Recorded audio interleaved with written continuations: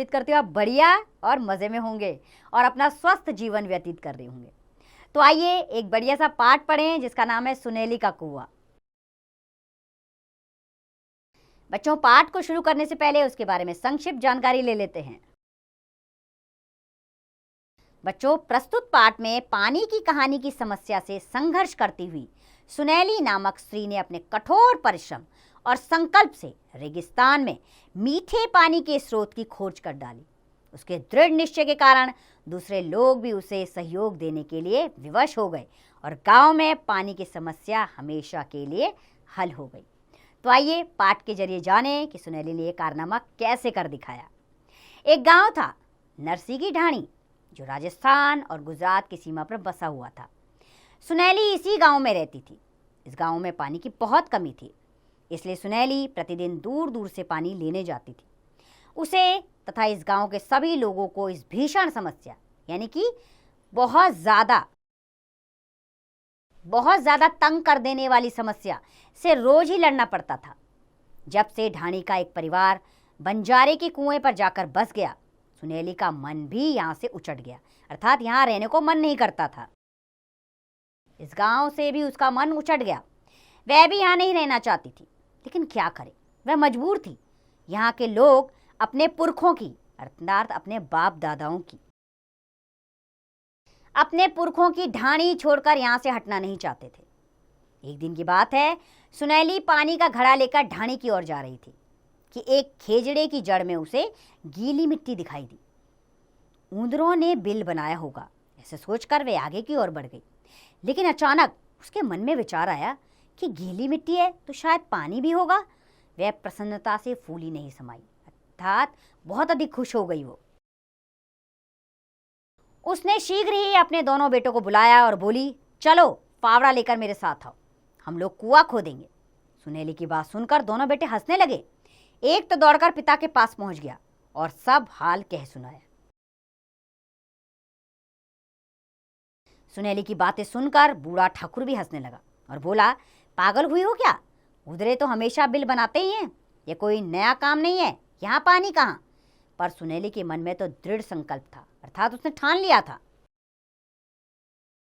उसने ठाकुर की एक ना सुनी। उसे तो कुआं खोदने का जैसे भूत सवार हो गया था, अर्थात धुन सवार हो गई थी। अर्थात उसने इस काम को करने का ठान लिया। उसने फावड़ा उठाया और खेजड़े की तरफ चल दी। काफी समय के बीतने के बाद भी जब सुनेली वापस नहीं लौटी तो ठाकुर ने बेटे को भेजा कि जाकर सुनेली का पता लगाए। जब लड़का वहां पहुंचा तो आश्चर्यचकित रह गया, अर्थात हैरान रह गया। अब क्या कारण था हैरानी का? खेजड़े के नीचे ताजी मिट्टी का ढेर पड़ा था और सुनेली तन मन से कुआं खोदने में तल्लीन थी, अर्थात पूरे लगन के साथ लगी हुई थी। वहां पहुंचने पर उसने मां के हाथों से फावड़ा ले लिया और स्वयं भी मिट्टी खोदने लगा। ऊपर तो रेत ही रेत निकल रही थी, लेकिन नीचे मिट्टी नरम थी। इस समय दोनों में उत्साह दिखाई दे रहा था। उत्साह यानी कि विश्वास से भरी हुई प्रसन्नता। वो काफी उत्साहित हो गए नरम मिट्टी को देखकर। थोड़ा सुस्ताने के बाद सुनेली ने बोली, बेटा, मेरा पूरा विश्वास है, अर्थात मुझे पूरा विश्वास है यहाँ पानी जरूर निकलेगा। अगर सभी लोग लग जाएं तो यह काम बहुत जल्दी शीघ्र ही पूरा हो जाए, नहीं तो मैं तो खोदूंगी ही, चाहे महीनों लग जाएं। अब मैं तो अपने कुएं का पानी पीकर ही मरूंगी। तू खुदाई करता रह, मैं तेरे लिए रोटी लेकर आती। सुनेली बेटे के लिए रोटी लेकर वापस आई तो देखती है कि जवान हाथों के जोर से उसके काम को दुगना आगे बढ़ा दिया है। उसकी खुशी का ठिकाना ना रहा। बेटा खेजड़े के तने की छाया में रोटी खाने लगा तो सुनेली पुनः फावड़ा लेकर उस कार्य में जुट गई। सायंकाल जब दोनों माँ बेटे घर लौटे तो उनके चेहरे पर प्रसन्नता झलक रही थी, अर्थात वो आत्मविश्वास की खुशी थी। उनके चेहरे पर बेहद खुशी नजर आ रही थी। ढाणी के लोगों ने उनका मजाक भी उड़ाया, लेकिन वे दोनों चुप रहे।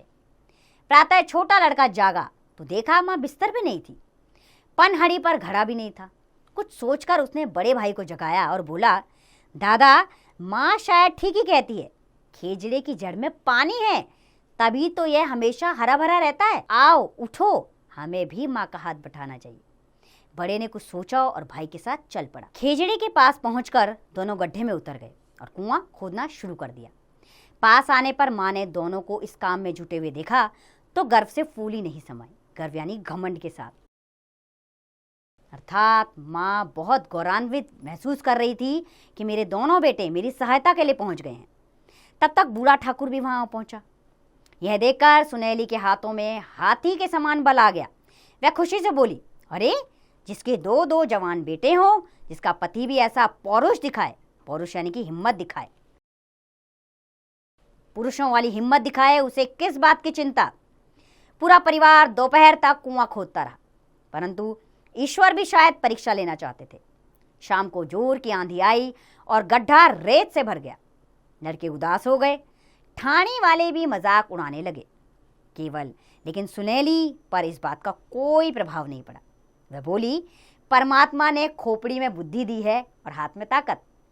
दिन में हमें आराम करना चाहिए और चांदनी रात में कुआं खोदना चाहिए। उसने कहा, क्यों ना ऐसा किया जाए, दिन में धूप होती है तो दिन में हम आराम करें और रात को जब थोड़ी सी ठंडक आ जाती है उस समय हम कुआं खोदने का काम शुरू करें।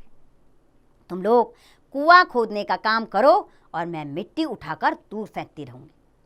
उनका कार्य आगे बढ़ता गया। यह देखकर लोग भी वहां पहुंच गए।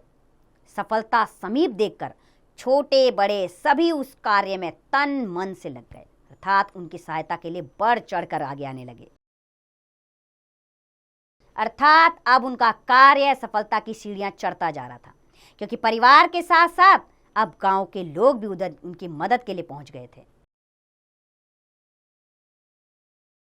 गड्ढा गहरा होने के बाद उस पर गरारी लगा दी गई। नीचे से खोदी गई मिट्टी तुरंत ऊपर खींच ली जाती और बच्चे उसे उठाकर दूर फेंक आते। एक दिन कुएं में गीली मिट्टी आई। लोगों की स्वतंत्रता का ठिकाना नहीं रहा। सारे गांव में बताशे बांटे गए। सुनैली बंजारे के कुएं पर बसे परिवार को भी नहीं भूली। उन्हें जब यह समाचार मिला तो वे लोग भी बहुत खुश हुए। कुएं में मीठा पानी निकला। पहले एक स्रोत फूटा, स्रोत यानी कि पानी का फुव्वारा। पहले एक स्रोत फूटा, फिर दूसरा, फिर तीसरा, और देखते ही देखते कुएं में 10 हाथ ऊपर पानी चढ़ाया। सुनैली तो माने खुशी से पागल हो उठी। उसकी इच्छा हो रही थी कि वह पानी में कूद कूद कर मछली की तरह तैरे। चारों ओर सुनैली की जय जयकार होने लगी। सुनैली की आंखें भर आई। वह बोली, एक आदमी की क्या ताकत, ये तो सबकी ताकत का फल है। अगर सब लोग साथ ना देते तो मैं अकेले क्या कर सकती थी। बूढ़ा ठाकुर बोला, बींदड़ी सा अर्थात दुल्हन, ये आपकी ही हिम्मत है, नहीं तो उधरे कब बिल नहीं खोदते थे और खेजड़े कहाँ नहीं उगते। 80 बरस तो मैंने इस ठाणी में काट दिए, अब तक किसी की बुद्धि काम नहीं की कि यहाँ पानी भी निकल सकता है। बाद में वह कुआं पक्का बनवा दिया गया। कहा जाता है कुएं में अथाह पानी है। अथाह यानी कि बहुत सारा। लोग उसे सुनैली का कुआं भी कहते हैं। तो ये होता है बच्चों परिश्रम का फल। अगर परिश्रम किया जाए तो सफलता हर जगह हमारे सामने है। हमारा लक्ष्य हमसे दूर ही सही, लेकिन नामुमकिन नहीं है। एक ना एक दिन हम अपने लक्ष्य तक जरूर पहुंचेंगे अगर हम परिश्रम से लगे रहें। लगन, मेहनत और लोगों का साथ अगर मिलता रहे तो ऐसे ही सफलता हमें मिलती रहेगी। आप भी अपने जीवन में इस सीख को अपनाइए और मेहनत और परिश्रम का साथ कभी ना छोड़ें। तो बच्चों, उम्मीद करती हूँ ये कहानी आपको अच्छी लगी होगी और इससे मिलने वाली सीख आप भी ज़रूर अपने जीवन में अपनाएंगे। अब इसका अभ्यास कार्य आप स्वयं कीजिए।